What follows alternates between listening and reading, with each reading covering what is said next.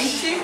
Vamos agora retomando, dando sequência ao curso de comunicação parapercepciológica. A gente vai retomar alguns conteúdos que nós já trabalhamos ontem à noite e hoje de manhã com vocês, além das partes práticas. E então, vou fazer algumas perguntas, né, como é que estamos de memória e retomada de conteúdo. Nós falamos inicialmente de dois tipos de comunicação, né? Então, a comunicação percepciológica e parapercepciológica. Qual é a diferença desta troca, dessa comunicação, da percepciológica para a percepciológica? Quem é que me explica? Quem gostaria de... A percepciológica é mais física, né? E a parapercepciológica é mais energética. Isso. A percepciológica, ela parte do princípio dos sentidos físicos. Então é uma percepção do contexto físico. É como se fosse uma leitura de ambiente de cunho físico. Então o que eu vou ler? Eu leio ou eu percebo os gestuais, percepção facial, como a pessoa está se expressando, o que está falando, o momento, o contexto do que está acontecendo. Então a situação, eu procuro fazer uma leitura e uma percepção da situação, mesmo que eu aí não utilize até então nenhuma leitura parapercepciológica, mas simplesmente o fato de analisar o ambiente, as pessoas, prestar atenção em si, estar atento ao que nós estamos falando, estar atento ao impacto da troca de informações, é já uma comunicação e uma troca percepciológica. Qual é o ideal? O que nós buscamos aqui? A parapercepciológica, ou seja, uma troca mais completa, a partir da leitura física, da comunicação, do gestual, acrescentando um ponto extremamente importante, que é o aspecto bioenergético, que é o aspecto da leitura e da percepção das energias. É isso que nós queremos desenvolver. Então, o nosso objetivo aqui é fazer com que no final do curso, hoje, após as partes práticas e o nosso debate até então, vocês saiam mais tarimbados para perceber ou para perceber, né, os ambientes. Então, não só chamar a atenção para si, para as suas formas de se comunicar, de falar e de trocar, como também tirar proveito do domínio energético, das trocas energéticas, para então obter resultados melhores para si e para os demais. Então, o objetivo é parapercepciológico, que é uma comunicação mais completa, fazendo a leitura além do intrafísico, do ponto de vista bioenergético ou energético. E aí, nós falamos um pouco também dos tipos de comunicação, hoje de manhã. Então, na página 2, vocês têm os tipos de comunicação. Nós falamos da, número 1, a falada, a auditiva, mencionamos a comunicação e a troca gráfica, a silenciosa. Nós dissemos que o silêncio não deixa de ser comunicativo, a gestual, corporal, facial, olfativa. Item 9, 10 e 11, sincronicidades, dejaísmos e intuições. O que são sincronicidades? Muitas vezes aquela situação, coincidências. A gente chama de coincidência. A gente chama de, nossa, que coincidência, olha só, estava pensando em você faz 2 minutos, acabei de encontrar. Que coincidência incrível. É sincrônico, porque é uma leitura da psicosfera. Então eu estou caminhando e lembro, provavelmente porque eu já captei as energias do campo daquela pessoa. Então eu faço essa captação e isso é imediato, faço a leitura e chega em forma de ideia, de percepção, de sentimento com relação àquela pessoa. Estava pensando em você, acabou de tocar o telefone, acabei de encontrar, ou um amigo mencionou essa pessoa. Isso acontece muito. Às vezes com pessoas que nós não conversamos há 1 ano, 2 anos, 3 anos, 5 anos. Sem mais nem menos, entra no pensamento. Daqui a pouco aquela pessoa envia e-mail. Nossa, quanto tempo, mas eu acabei de pensar, acabei de lembrar de você. Isso é sincrônico. Nós, então, fizemos a captação da energia antecipadamente. Então é uma troca que ocorre bastante. Além disso, nós temos o item 10, que é o dejaísmo, que está diretamente relacionado com aquela palavra que é o déjà vu, uma expressão francesa, que significa o já vivido, o já visto ou o já percebido. Então é a sensação de já haver passado por algo. Então é uma captação antecipada, da mesma forma que eu capto o campo extrafísico da pessoa que está entrando em contato comigo, eu posso ter essa percepção e essa sensação de já ter passado por algo, já ter tido este contato. E aí entram várias hipóteses para este dejaísmo, ou para este déjà vu. Primeiro é captar a informação, seja no dia anterior, dormindo através de uma projeção, que nós muitas vezes chamamos de sonho, nós captamos a informação chega antes e no dia seguinte a gente tem essa sensação. Está muito relacionada com pré-cognições, nós mencionamos um exemplo, né? Desde aquelas simples até as mais complexas. Então, desde o fato de eu sair de casa e ter a ideia de levar um guarda-chuva porque vai chover e está um sol maravilhoso, não é o caso hoje, mas pode acontecer, eu tenho uma espécie de pré-cognição. Não, hoje eu vou sair com guarda-chuva porque vai chover. E não sabemos da previsão, o dia está ensolarado, chove no final do dia. Então isso é uma pré-cognição, também é uma captação antecipada dos campos de energia, da mesma forma que o déjà vu. O 11, que são as intuições, que também ocorre bastante. Intuições, telepatias, ideias. O que são intuições? São percepções de origem não física, de origem extrafísica. Então, são ideias que chegam e que nós não sabemos, aparentemente não têm origem. Como se entra em contato com estes campos? Através da pesquisa. O simples fato de estudar, vamos ver, uma área de interesse. Estou lá estudando sobre a sustentabilidade. Eu quero entender mais sobre a sustentabilidade. Eu começo a estudar, fazer a leitura de revistas, pesquisas. E no meio deste estudo, eu posso então, durante a noite, ter alguma ideia e acordar de manhã com uma intuição forte a respeito do que eu estou estudando. Isto diz respeito, está relacionado com o fato de eu estar entrando em contato. Aí eu começo a ter mais informações e mais intuições a respeito deste campo. Por isso é que nós mencionamos que cada estudo, cada pensamento são campos de energia onde a gente entra em contato. Okay? Então, além dos tipos de comunicação, nós queremos trazer aqui alguns itens para serem debatidos com vocês. Então, vamos lá. A gente daqui a pouco vai entrar aqui nas bases da comunicação, na folha número 3. Antes disso, eu queria trazer alguns pontos importantes aí relacionados ao curso. Então, vamos lá. A questão dos conflitos. Nós mencionamos um pouco. O que são conflitos? Como ocorrem os conflitos?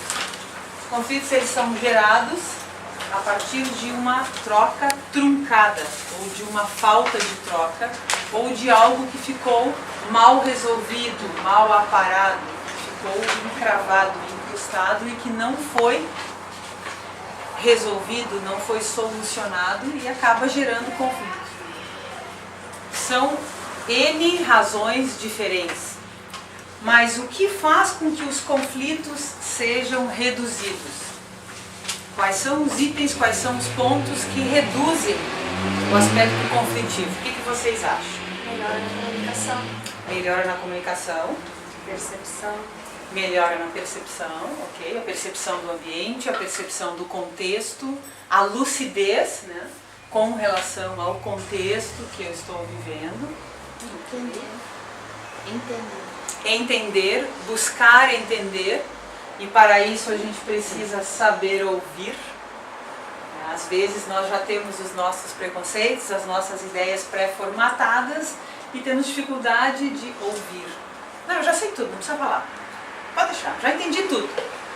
E a gente não sequer conclui. E aí fica faltando, né, informações para o nosso entendimento mais completo.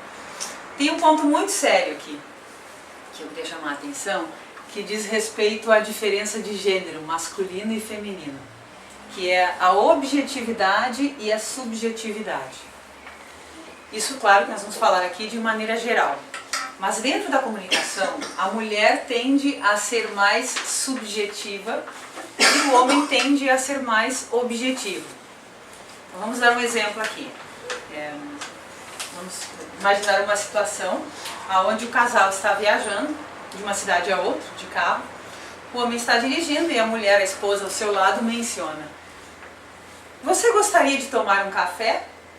E ele fala: "Não, obrigado." E aí passam-se 10 minutos depois e ela está assim, né, de braço cruzado, com a cara fechada. E ele pergunta: "O que aconteceu?" "Bem que você poderia ter parado para tomar um café." Então o que aconteceu aqui? Foi um erro. Uma pessoa é extremamente objetiva. Não gostaria de tomar um café. E a outra foi subjetiva. Se ela tivesse dito, se ela tivesse perguntado: "Eu gostaria de tomar um café, você gostaria de tomar um café comigo? Eu gostaria de fazer uma parada para tomar um café", a situação teria ficado mais compreendida rapidamente. Mas não foi o que aconteceu. Então, muitas vezes, nós, mulheres, tendemos a falar nas entrelinhas. Não, você tem que compreender. Se não compreender, o problema... Aí é um problema de troca. Uma pessoa é mais objetiva e a outra é mais subjetiva. Então isso acontece muito, gera muito conflito nas relações homem e mulher por coisas pequenas como esse exemplo. Um outro exemplo: "Poxa, mas você nunca lava a louça." O nunca, para a mulher, não quer dizer nunca. É que muitas vezes a louça fica, né, sem ser lavada. O que o marido ou o companheiro vai responder? "Não é verdade, eu lavei a semana passada." "Eu lavei o mês passado." Então é objetivo. Nunca quer dizer nunca. Se não é nunca, então, olha, veja, faz aí uns 4 dias que você não lavou a louça, eu gostaria que você me ajudasse. É diferente, é mais direto no foco. Isso evita muito conflito. São bobagens aparentemente pequenas, mas evita conflitos. Então a comunicação, vamos procurar ser mais objetivos. Isso tem um pouco a ver com pensar na outra pessoa. A gente vai falar daqui a pouquinho das características das pessoas. Cada pessoa é um somatório de características. Então a gente precisa tentar entender como aquela pessoa funciona. Eu não posso partir sempre do meu referencial. Meu referencial é diferente do referencial do outro. Então, a comunicação clara e objetiva, ela passa por compreender o outro, a outra, quem está falando, como está falando e como está entendendo. Então, não é só saber ouvir, é saber expressar também, de forma objetiva. E N outros exemplos entre as relações que podem acontecer. Às vezes comentários desnecessários que podem gerar conflitos. Então, para que se evite um conflito, ou para que se reduza muitas vezes o conflito, é necessário abrir mão de posturas e de ideias pré-concebidas. Quem entende mais, normalmente vai abrir mão, vai deixar, não deixa. A pessoa está irredutível, está difícil, vamos deixar para um próximo momento. Vamos deixar para conversar num próximo momento. Tem muita relação com a irritação. Dependendo do dia, tem dias que nós estamos mais ou menos irritadiços.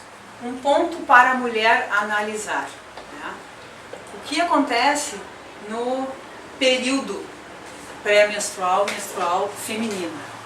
Então, muitas vezes, a mulher pode se tornar mais irritadiça devido à própria questão hormonal.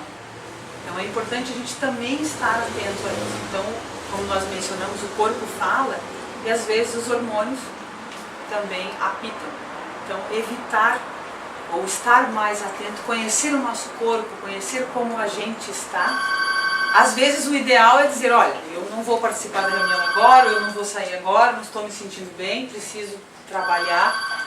Se nós estamos percebendo, nós estamos nos percebendo irritados, o ideal é desirritar antes de falar. Porque a chance de gerar conflito é muito grande. Isso não quer dizer, como a gente falou, colocar panos quentes. Não, tá tudo certo, tá tudo bem, então é assim mesmo. Não, não é isso. Mas se perceber mais, né? Nós falamos de para-percepção, então buscar se perceber. Se eu estou irritada ou se eu estou deprimida, nem 0 nem 100. A chance de acontecer conflito é grande, porque eu estou fora do meu raciocínio normal. Então, vale a pena a gente compreender mais esses momentos e estar mais atento. Outro ponto importante, o perdão. O perdão, ele está muito vinculado com o auto-perdão. Nós não perdoamos o outro. O que nós temos, às vezes, é que praticar o auto-perdão, é se perdoar, às vezes, por ter se permitido envolver em uma situação, mesmo que aparentemente pareça que nós não tenhamos responsabilidade naquela situação, mas ficou aí algo mal resolvido. Então, o auto-perdão, às vezes, é mais sério que o próprio perdão. E quando perdoar, o que é? Pergunto para vocês, o que é perdoar? Boa pergunta. O que é o auto-perdão? Aceitar que o outro errou, não foi por querer, às vezes. Aceitar que o outro errou. Porque às vezes, no momento de atrito, às vezes a pessoa se dá conta, eu errei, me desculpa. Ok, aceitar que o outro errou. O que mais? Tem umas lampadinhas acesas por aí, assim, que eu...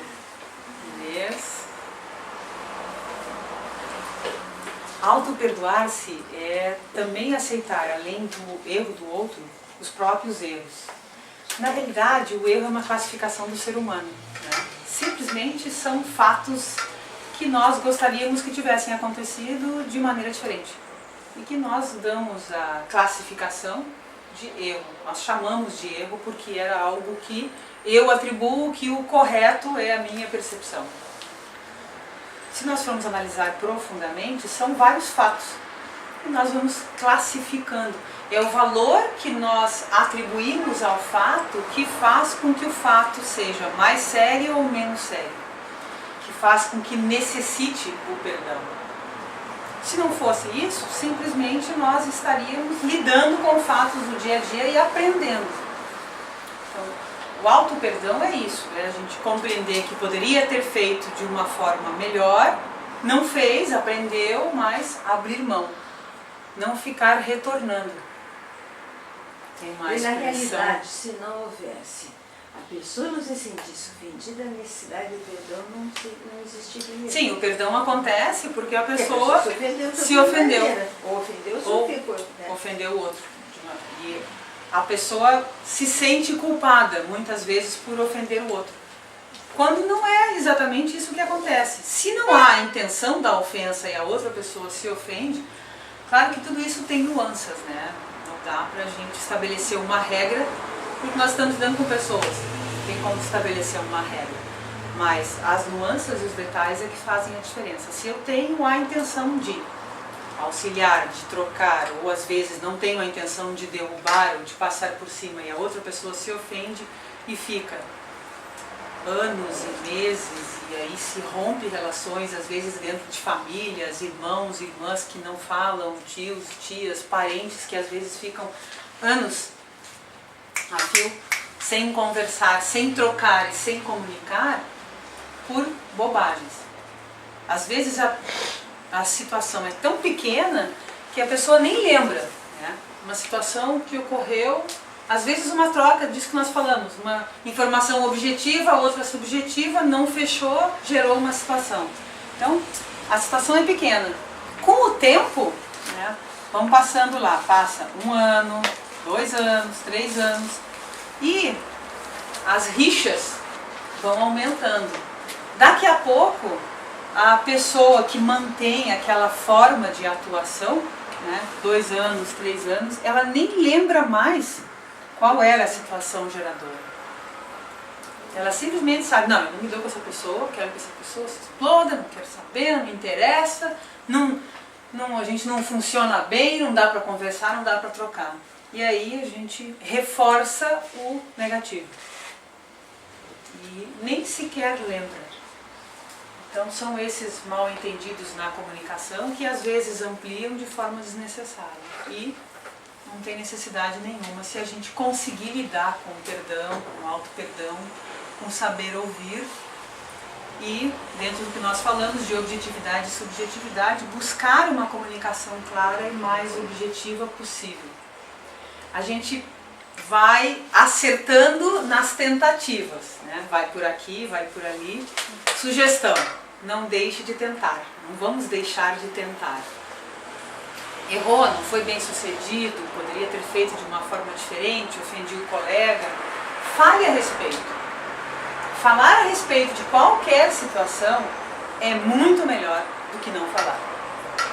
Mesmo que a gente tenha taquicárdia, sai truncado, não é falado, nas escolas, né, às vezes entre os jovens estão lá solteiros sem namorados, e aí tem lá uma terceira namorada, uma terceira pessoa que está numa relação e começa, isso acontece muito na juventude, né?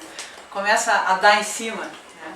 Não, mas então a pessoa vai seguindo a outra e aí a outra se sente mal. Então fale a respeito, chame e diga, olha, eu não tenho interesse em namorar, eu não quero, eu gostaria de ser sua amiga, eu gostaria de trocar as informações, mas não tenho interesse além disso.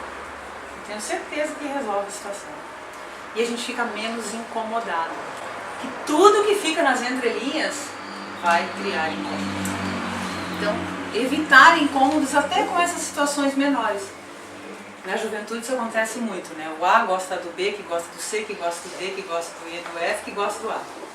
Então existe muita essa questão de inter-relações e trocas. Então procure ser direta, procure ser objetiva em todas as trocas, falar da melhor forma possível.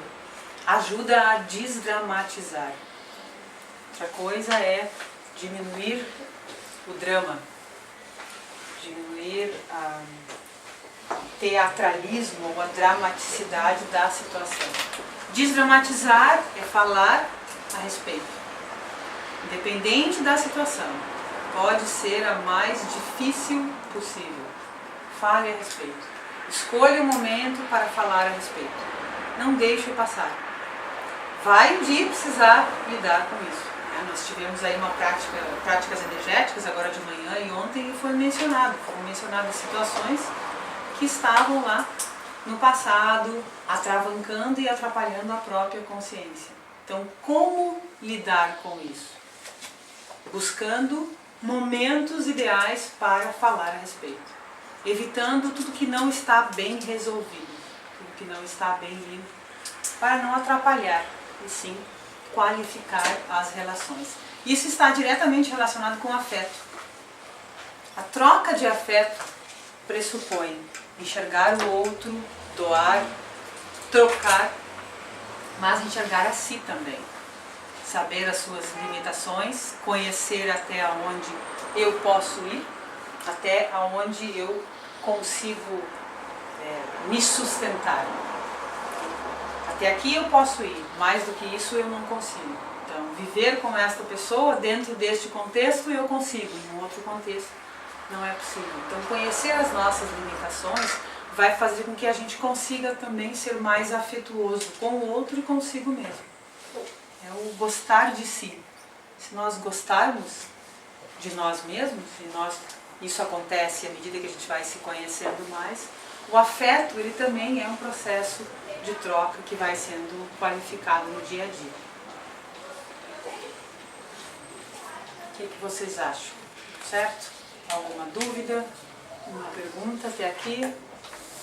Estamos indo no... Olha, é um curso de comunicação. Pressupõe trocas, além das parapercepciológicas, as faladas também. Vamos lá. Que você fala a qualificação do afeto? Qualificar o afeto. Vamos lá. Então, à medida que a consciência vai entrando dentro dela, ela vai se conhecendo e ela vai... Imagine uma casa que está fechada há 20 anos. Chaveada, fechada, com as janelas fechadas, ninguém tirou o pó. Então eu vou abrir essa casa depois dos 20 anos, abro, né? Vou lá, água, uma boa varrida, tiro o pó, abro as janelas. É natural que quando eu faço isso, eu vou reorganizar alguns objetos, vou reorganizar os móveis, vou fazer uma limpeza. Vai sair o sujo, né, e vai também aparecer o sujo limpo que pode ser aproveitado e o que tem que ser reorganizado. Na nossa autopesquisa funciona igual. À medida que a gente vai aos poucos se pesquisando, se conhecendo, vai saindo. O que está estancado, sujo, vai aparecer. Vão aparecer medos, vão aparecer inseguranças, vai gerar crise. Vai aparecer a singularidade da consciência. Aparece o que a consciência realmente é, não o que ela transmite para os outros. Podem estar completamente separados os dois. No momento que eu faço essa autopesquisa, eu vou me sentindo melhor, com menos pressão. Porque como vai aparecer, eu vou querer qualificar, eu quero limpar a casa. Então eu quero melhorar pontos, aspectos, detalhes, situações que eu posso trazer, dar um up. À medida que isso vai sendo aprofundado, como as cascas da cebola, que nós mencionamos ontem, a tendência é que o afeto pelos demais amplie, porque o afeto pela própria consciência também vai ampliar. A gente começa a gostar mais de si, porque a gente vai descobrindo a nossa realidade. Olha que interessante, eu mencionei para vocês uma dificuldade que eu tinha, que era da troca. Eu não trocava, eu trocava muito pouco. E hoje em dia eu procuro situações de troca. Então isso é um pontinho que me faz sentir bem. Então se a gente for somar a esses pontos, são vários aspectos. Qual é o primeiro empurrão? Qual é a primeira arrancada para a gente fazer autopesquisa? Faça uma lista de pontos positivos e pontos negativos a seu respeito. Ou peça ajuda para quem você confia muito. Algum familiar, algum amigo muito querido que te conhece muito bem. E pode até pedir ajuda para alguém que você não tem muita afinidade, porque essa pessoa vai tender a ser mais honesta. Mesmo que ela carregue na dose, ela vai tender a ser mais honesta. Não, você é isso. Utilize isso. Utilize essa listagem para a primeira arrancada. E aí o processo de autopesquisa mesmo continuado. Bem nesse ponto, assim, eu tenho uma dúvida, porque até onde a gente consegue se ver como a gente é mesmo e a outra pessoa nos vê de repente diferente. Então, assim, às vezes tem aquela dúvida, assim, será que o que a pessoa está enxergando, né, de mim, assim, é realmente o que eu sou ou o que eu acho que eu sou, né? Vamos lá. Existe o ego, né, que é o que nós somos, como nós nos enxergamos, como os outros nos veem e a imagem que nós passamos. Então, qual é o ideal? O ideal é o mais coerente possível, é eu conseguir enxergar o máximo a meu respeito. Se eu me conheço mais, eu consigo passar uma imagem mais autêntica, porque eu não vou ficar tão preocupada com o que será que ele ou ela vão estar pensando. Será que eu estou agradando? Será que está tudo bem aqui, tudo arrumadinho, direitinho? Nossa, falei algo, mas aquela pessoa não está se sentindo bem, já que foi que eu errei.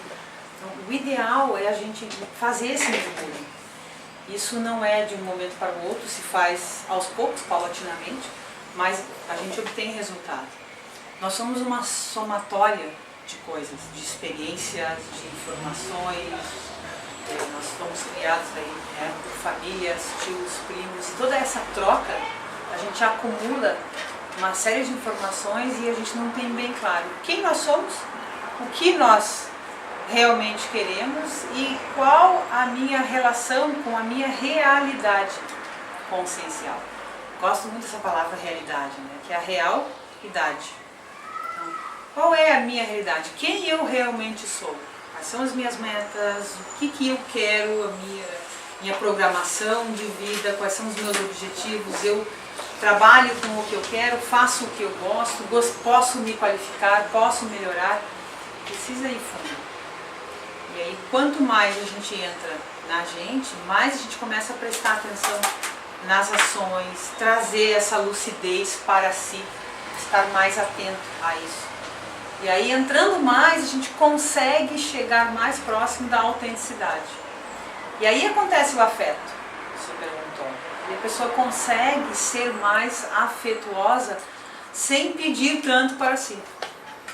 Se a gente não se conhece, Jane, a gente tende a pedir mais para si. Se a gente começa a entrar, faz um mergulho na nossa consciência e começa aos poucos a se conhecer mais, a gente tende a sanar, a partir das nossas próprias pesquisas, as nossas carências e as nossas necessidades, porque a gente vai atrás disso. Porque isso fica mais claro. Por isso a palavra lucidez, fica lúcido, aparece mais e a gente vai resolver. E à medida que isso vai sendo resolvido, a resposta que eu dou para as demais pessoas é mais autêntica. E aí a minha imagem, ela também vai passar por reciclagens e por modificações. Então a reciclagem, a mudança, ela inicia primeiro, muitas vezes de fora para dentro. Não estou me sentindo bem, eu vou arrumar a casa. Então eu arrumo o guarda-roupa, arrumo a casa. Mulheres fazem muito isso, né? Hoje eu preciso arrumar a casa, estou me sentindo meio estranho. Então a gente primeiro vai de fora para dentro. Quando começa a entrar dentro, aí começa a ter resultados mais sérios. E aí a gente vai aproximando mais da nossa realidade. E a melhor pessoa para dizer quem nós somos é a própria pessoa. Quanto mais a gente entra, mais a gente aproxima, melhor a gente consegue responder. E o processo da maturidade consciencial passa por aí. Maturidade não pressupõe idade. Nós podemos alcançar a maturidade consciencial em qualquer idade, desde que a gente trabalhe para isso, pesquise para isso. Uma pergunta essa questão do auto-perdão, a minha questão da culpa. Que muito do auto-perdão a pessoa sentir culpa, às vezes, nem por ela achar que causou algum efeito na pessoa. Aí como é que ela trabalharia a culpa, vamos dizer assim? Aí é muita pesquisa, né? E mudança, vocês lembram que a gente falou de manhã da mudança sináptica? Que é a mudança da forma de pensar. Eu até fiz uma analogia com o gramado verde, que a gente começa a caminhar e daqui a pouco nós criamos uma rua que depois vira uma avenida, né? Então a mudança sináptica, ela pressupõe a atenção. Culpa vem lá da época da religião, não tem necessidade nenhuma e nunca teve, não leva ninguém para nenhum lugar. Então, o ideal é fazer essa mudança de sinapse, essa reciclagem. Isso também é feito aos poucos, mas o primeiro ponto para isso é saber que existe. O primeiro ponto para a gente poder trabalhar com o processo de culpa é saber que eu estou atuando ou me comportando como se eu fosse culpada ou responsável pela situação. Lembra que a gente falou também, né, da questão do vitimizado e do agir como vítima? A pessoa pode ter passado por uma situação onde ela foi vítima, onde ela realmente não teve jeito, a situação aconteceu, foi uma situação difícil, dentro de um assalto ou em outras situações, até um acidente de carro. Mas agir ainda como vitimizado é uma escolha da pessoa. Uma culpa, a primeira coisa é saber que ela existe e aí começar a trabalhar. Existem técnicas, que são as mesmas técnicas da autopesquisa, que é você trabalhar, trocar as informações, registrar, procurar escrever. E muitas vezes, dependendo da gravidade do assunto, vale a pena aí procurar, junto com a autopesquisa, um psicólogo, um psiquiatra e conversar a respeito. Falar a respeito de tudo que nós achamos que não está bem ou que está atravancando o nosso desenvolvimento é extremamente positivo. Então, são etapas, é como se fossem degraus, né, que a gente vai galgando. Então, primeira coisa para que a gente possa modificar é ter consciência que isso existe. Então, eu não estou conseguindo agir diferente, eu tenho um esquema mental muito rígido, muito engessado e eu não consigo sair disso. O que eu vou fazer? Eu posso utilizar algumas técnicas, trabalhar com as energias, fazer registros diários. Não está funcionando, é pouco. vou atrás de um psicólogo ou psiquiatra, não faz. Desde que eu tenha uma oportunidade de trabalhar, conversar, debater a respeito. E continue com o processo das energias também. Até que isso vai limpando. O mesmo processo, diferente a bebida, cigarro, hábitos, vícios que nós conversamos hoje de manhã. Para mudar essa mudança sináptica, o primeiro passo é ter lucidez. Saber que está lá. Se nós não vemos a casa fechada ou a gaveta desarrumada, a gente não consegue arrumar. O primeiro passo é ter autoconsciência. Depois dessa autoconsciência, a gente entra num processo de autoaceitação da necessidade da mudança. Eu tenho autoconsciência. Estou atuando, né, tenho vínculo, estou atuando como vítima ou me sinto culpada por ter causado tal situação. O que eu posso fazer para mudar? Então vamos lá, vamos aplicar técnicas e aí a gente vai atrás. Aí precisamos entrar em autoaceitação até a aplicação de técnicas para mudanças. E aí começa efetivamente o processo de reciclagem. Sem dúvida, após este trabalho, o afeto vai ser ampliado. A gente consegue doar mais. Porque o que são culpas, conflitos, erros, falsidades, manipulações? O que é isso? Senão eu vou falar agora aqui do livro da professora Mabel. O que são as manipulações, as culpas, os erros e gerar conflito ou pessoa conflituosa? São gaps, são furos, é como se nós tivéssemos aí um rombo dentro do nosso próprio campo energético que está drenando e puxando energia. Então a tendência é sempre pedir atenção para si. Eu estou sempre pedindo atenção, pedindo carência. Não, olha, eu me sinto tão carente, olhe para mim, eu sou aqui vítima da sociedade, me dê atenção. Então essa falta de conhecimento faz com que a gente constantemente peça atenção. Quando isso é sanado, a gente se qualifica, se torna naturalmente mais afetivo ou mais afetuoso, consegue, né, trocar de forma mais honesta e manipular a situação, manipular a si mesmo e manipular a situação bem menos. Já vamos chegar lá, só quero falar desse livro. Esse livro é bem interessante, eu não sei se nós temos aqui para vender, mas com certeza tem aqui na escola. Ele está à disposição, quando vocês quiserem ler e pesquisar. A professora Mabel é uma consciencióloga, colega também, ela fez uma vasta pesquisa sobre as manipulações conscienciais entre as pessoas. Então, o quanto nós manipulamos, o quanto nós pensamos e falamos diferente. Então, ela fez toda uma pesquisa, escreveu um livro a respeito, é um livro muito prático, didático, fácil de ler, de fácil leitura e muito vinculado com o que nós estamos vendo aqui, que é a comunicação parapercepciológica. Então, se nós pudéssemos aqui elaborar uma frase a respeito, seria: corte todos os tipos de manipulações da sua vida. Mantenha só as manipulações de alimentos, que são positivas, né, e de remédios na farmácia se precisa, mas só. Né? As outras, elas só atrapalham. Então fica aqui a sugestão para vocês depois darem uma pesquisada na profilaxia das manipulações conscienciais. É uma situação que não foi tratada pelo menos que eu saiba.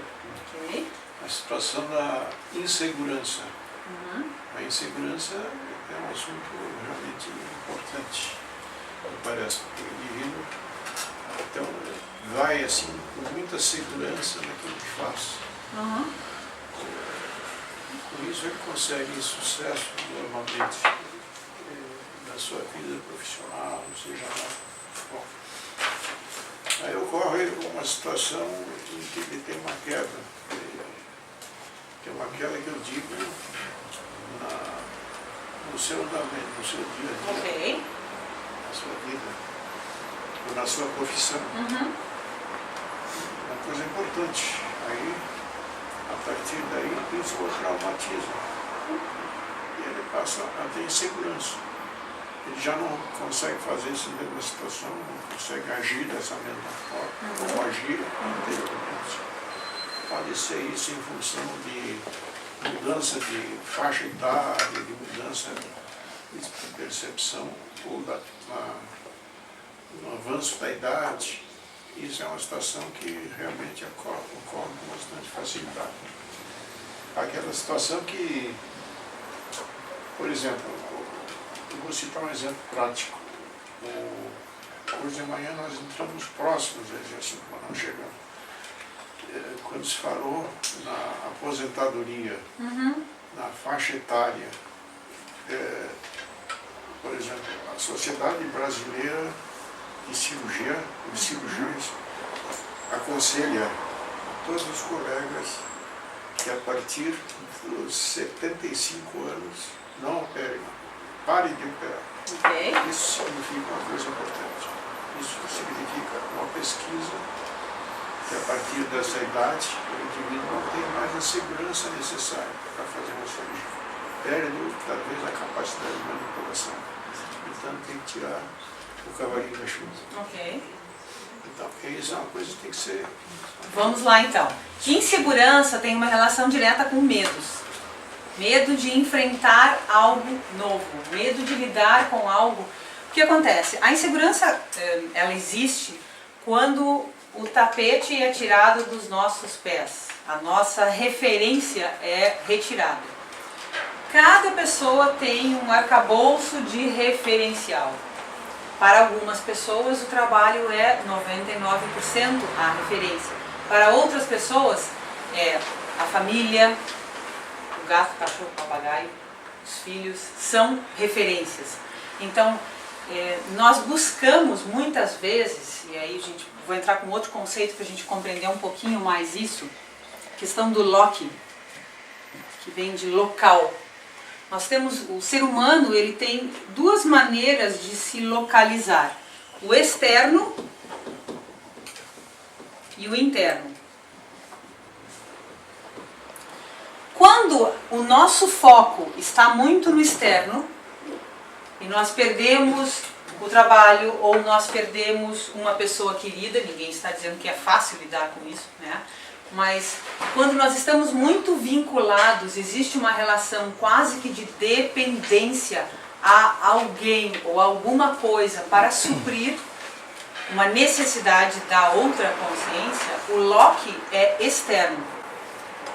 Então, eu pauto a minha vida no loci externo, de fora para dentro. Então, eu uso a roupa de grife porque o meu clube está utilizando. Eu bebo aquela bebida, utilizo aquele relógio de marca porque os meus amigos estão utilizando. Eu utilizo tal frase, eu me expresso de tal forma porque o meu grupo também o faz. E eu não quero destoar. Então, é tudo de fora para dentro. No momento que a pessoa começa a fazer autopesquisa, ela vai mudando o ponteiro.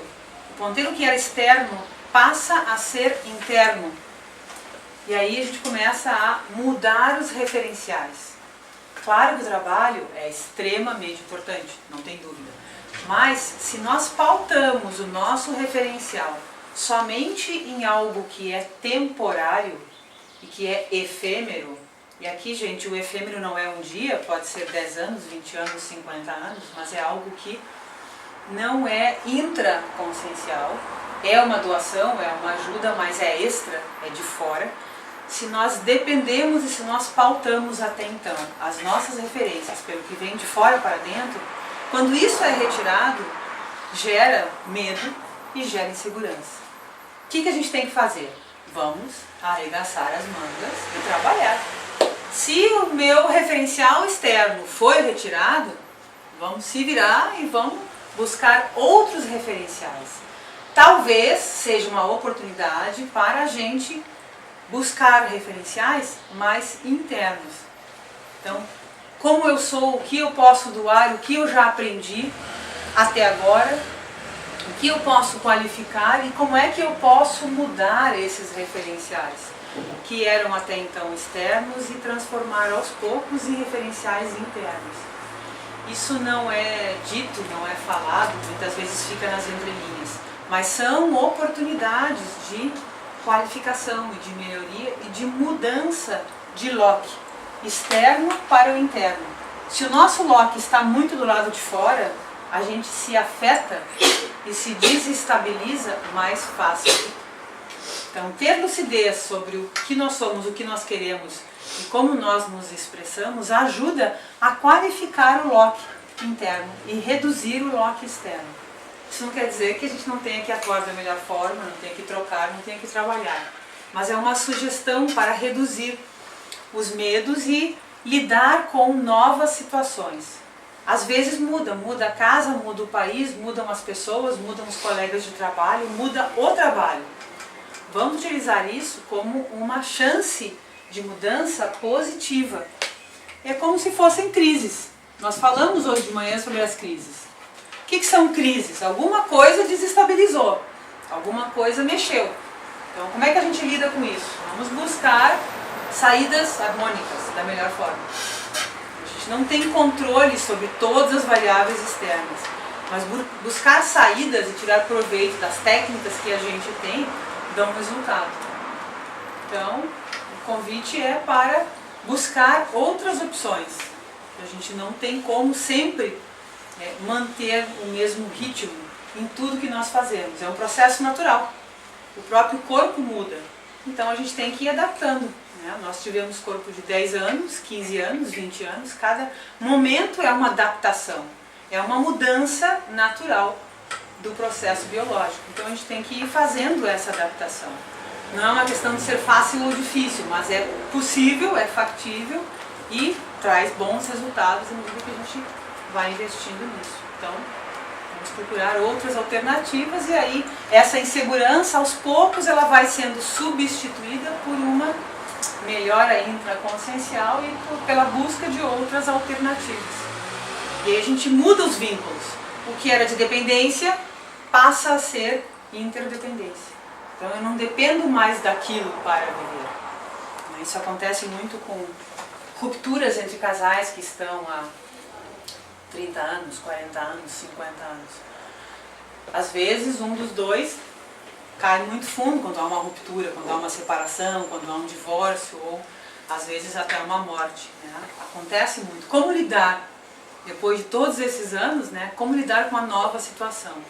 Então, às vezes as crises ajudam a gente a qualificar mais.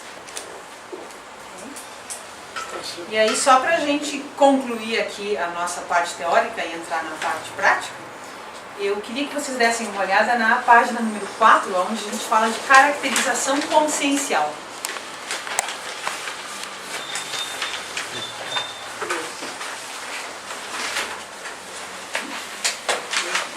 Eu vou fazer uma lida aqui de algumas características conscienciais.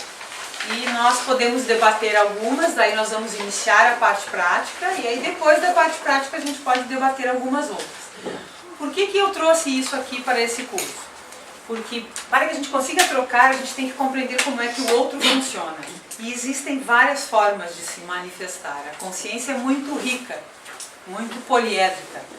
Então existem N tipos, N manifestações, N interpretações. Eu vou ler aqui alguns. Então as pessoas elas podem ser ou atuar como cautelosas, controladoras, dispersivas, distantes, podem ser dogmáticas, atuar como vítima, mais ou menos conflitante. A pessoa pode ser mais ou menos analítica ou estar em um momento mais ou menos analítico, mais ou menos fria, rígida, fantasiosa, impulsiva, indecisa, manipulador. Se eu sei que a pessoa tem tendência a manipular, eu já vou com mais calma. Se eu sei que a pessoa é mais ou menos fria, eu já preparo a minha forma de conversar e de trocar. A pessoa pode ser personalista, procrastinadora, aquela que empurra para o último momento as decisões. Sentimentalista, então a gente tem que cuidar mais da maneira de falar. O teórico, imediatista, arrogante, prudente, né? Nós estamos agora na segunda coluna da página 4, prudente, racional, ético, idealista, tenaz, introspectivo, humanista, ponderado, estável, harmônico, criativo, espontâneo, proativo, persuasivo, enfático, inquisitivo, a pessoa que fala está sempre, né, parece que com a faca no nosso pescoço, com a espada ali, né, pronta para a inquisição.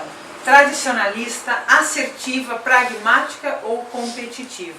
Aqui, gente, são algumas características ou algumas formas de atuação das consciências de maneira geral. No momento que a gente consegue compreender mais até onde as pessoas funcionam, como elas reagem, a gente consegue trocar melhor. Essa troca, ela vai sendo como se a gente fosse ajustando a dose da nossa comunicação. Então, formas de comportamento aqui são variadas. Nem sempre nós estamos em um momento de harmonia. Às vezes eu estou mais reflexiva, mais crítica, então terão dias onde eu vou ser mais rígida, mais fria e outros onde eu vou atuar com maior nível de flexibilidade.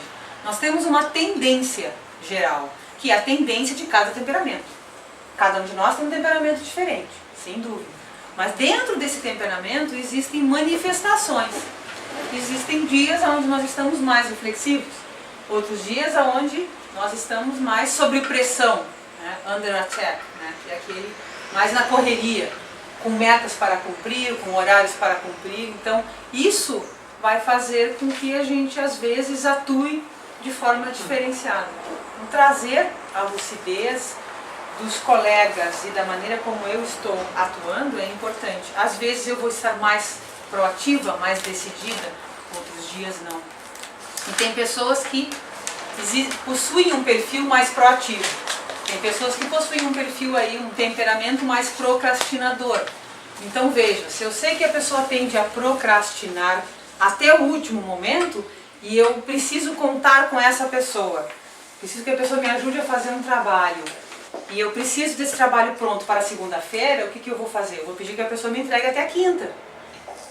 Que aí vai chegar na quinta-feira, ela corre o risco de ligar para mim e dizer, olha, não consegui, posso até sexta-feira? Beleza, e eu quero até segunda, então eu já sei que é o temperamento, é a forma de atuar. Outra coisa, se eu sei que a pessoa é mais agressiva, eu já vou preparada, porque a chance de eu levar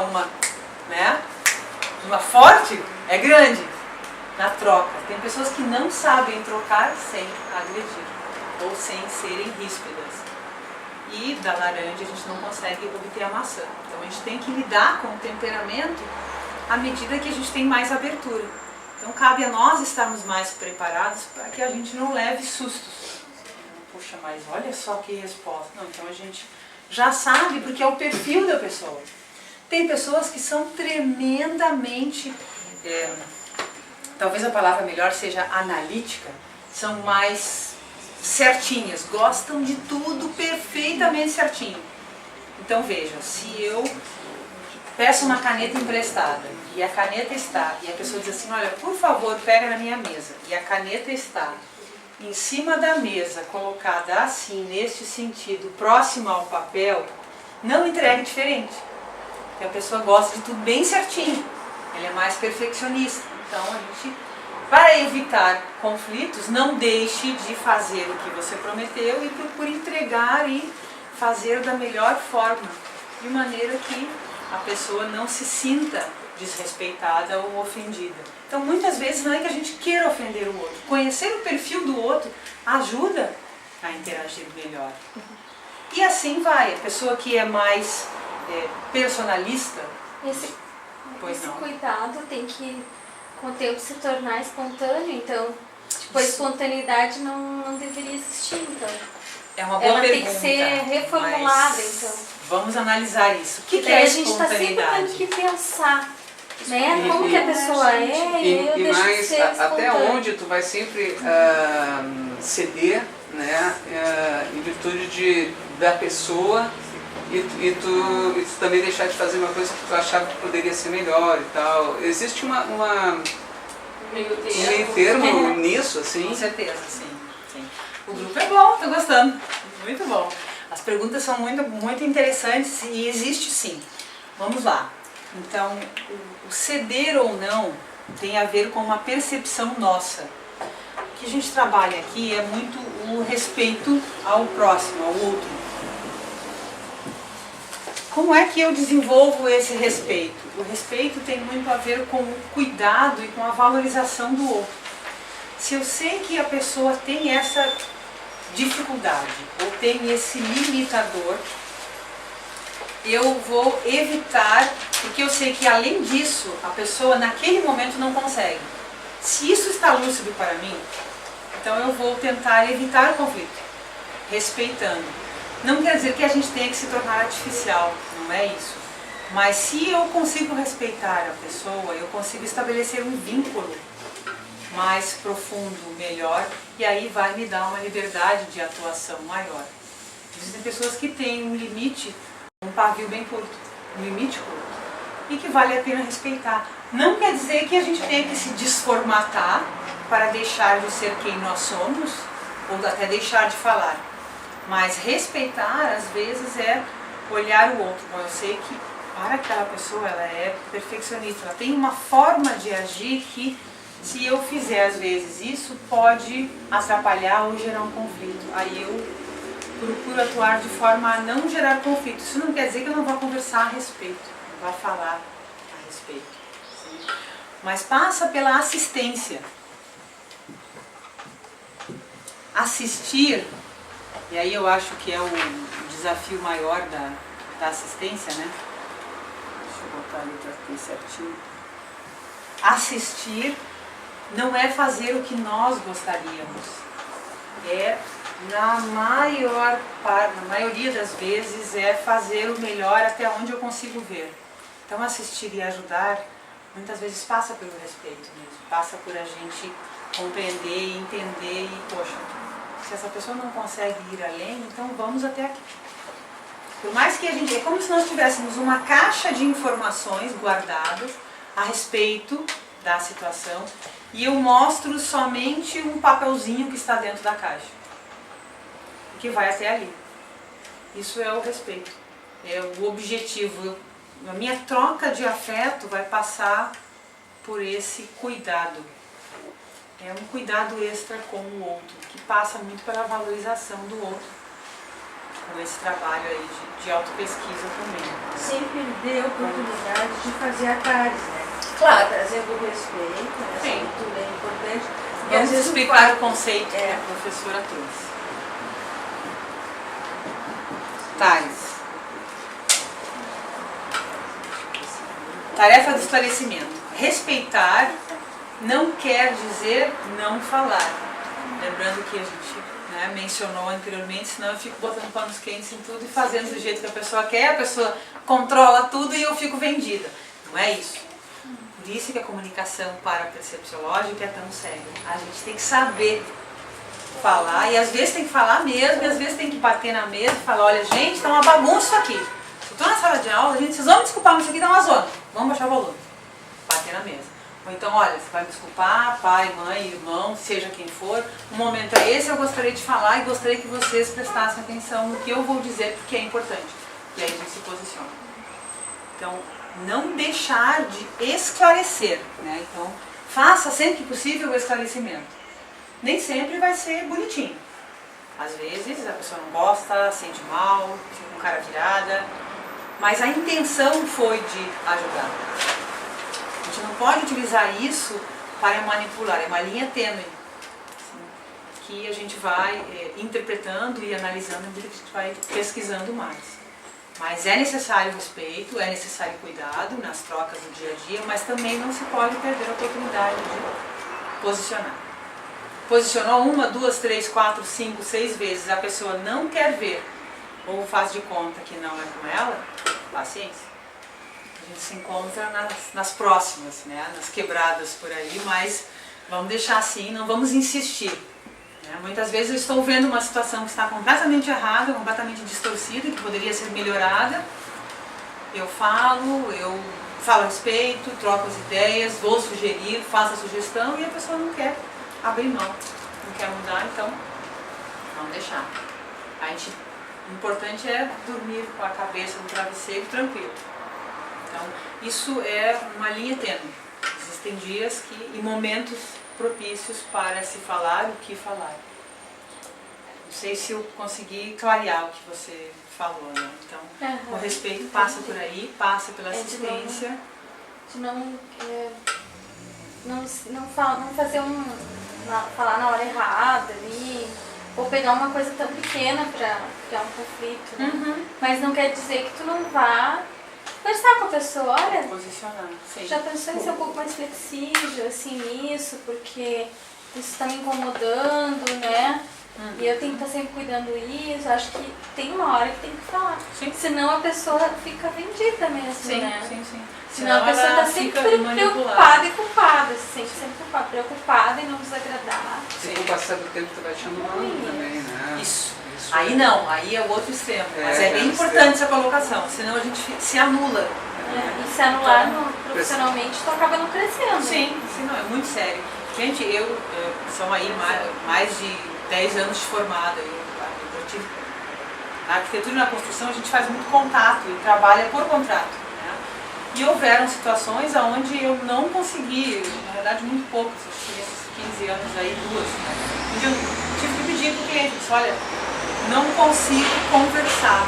Porque eu falo, eu não consigo passar o que eu falo porque você está muito nervosa. A pessoa construir a casa era um nervosismo, era um pavor e a pessoa não conseguia dar conta e eu não conseguia ajudar. Eu disse, olha, vem cá, vamos calmar, respira, deixa pra lá. Vou te dar aqui uma lista de arquitetos que eu confio, você vai lá conversar. Às vezes a gente tem que posicionar, olha, eu vou até aqui e não dá. Porque senão você se anula, porque a pessoa sempre chegava no escritório super estressada, brigando, gritando, mas senhor chegou atrasado. E aí não dá. Então você vai até um ponto. Chegou, por isso é que é importante a gente conhecer os nossos limites, senão a gente se anula. É porque até a questão de tu não se anular, além de ser boa pra ti, também tu tá ajudando a pessoa a crescer, né? Claro. De tu expor pra ela. Com certeza, a gente Porque sempre é uma forma assistencial também. sem né? dúvida, sem dúvida. Entre Mostrar. expor e não expor, opte pelo expor. Na maioria das vezes é o melhor. A gente não pode generalizar, mas na maioria das vezes dá um certo resultado. Vamos lá. Quer dizer com essa pessoa teórica aqui, Aonde você está? embaixo do sentimental. A teórico é aquela pessoa que tem muito a ver com o livro aqui que nós falamos da manipulação. É aquela pessoa expert em teoria. Sabe tudo de teoria, sabe todas as teorias, conhece várias áreas. Filosofia, sociologia, é um expert. Mas ela fica só na teoria. Ela não aplica na sua realidade, ela não traz para si essa teoria. Então ela utiliza a teoria para manipular ela mesma. Então ela é tremendamente teórica e pouca ação, pouco ativa. Um exemplo que a gente deu é conhecer as teorias, estar lúcido, falar a respeito e não trazer para a sua realidade. Então se eu sei que eu tenho pontos a melhorar, vamos lá, vamos mãos à obra para trabalhar. Aí eu deixo de ser teórico e começo a ser prático, teático. Tanto a teoria como a prática. Ok? A gente vai agora fazer uma parte prática, falando em prática, né? E vamos daqui a pouquinho conversar mais, depois da parte prática, a respeito das características conscienciais.